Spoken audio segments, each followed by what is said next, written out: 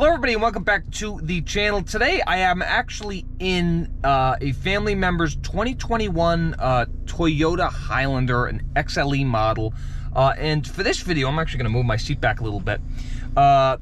You know, you guys, what I really wanna do is I wanna compare, obviously because the new Camry has the floating screen design. I know it's a little different in the Camry, but it's pretty much the similar layout, so I do want to go over it. Obviously my car's right there, so we'll go over and hop into that, but I do want to give my thoughts on, because I've driven this car a little bit and I kind of have changed my mind. Obviously design wise it is not as flush.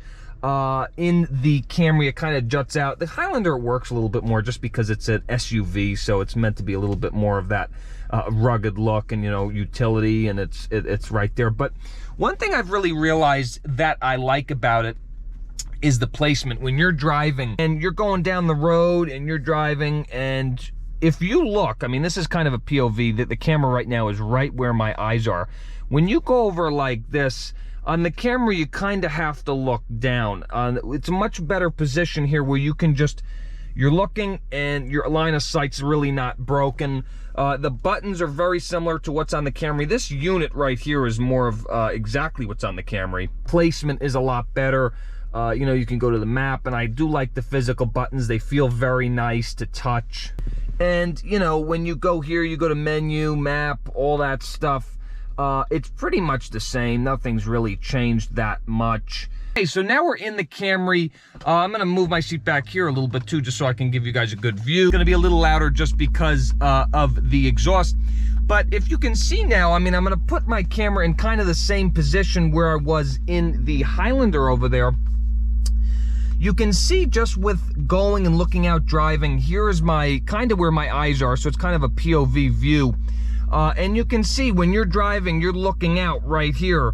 Look where your eyes have to go. So, I mean, I'll give you guys a little bit more of a zoomed out view.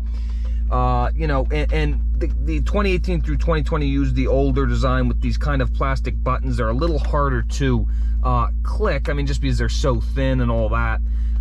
So I do like that in the sense where your eyes and your field of vision really isn't changed. On the Camry, it's more of located up here.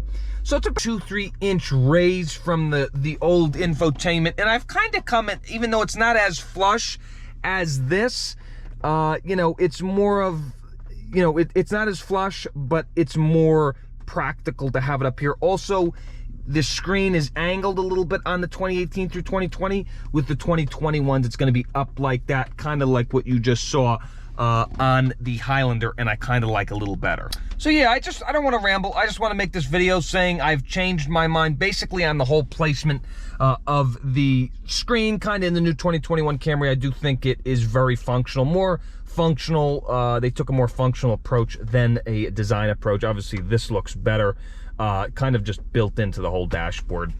But I do have some exciting videos coming, so don't worry. I know these last couple videos have been a little boring in the sense that I've kind of just went over features of the car.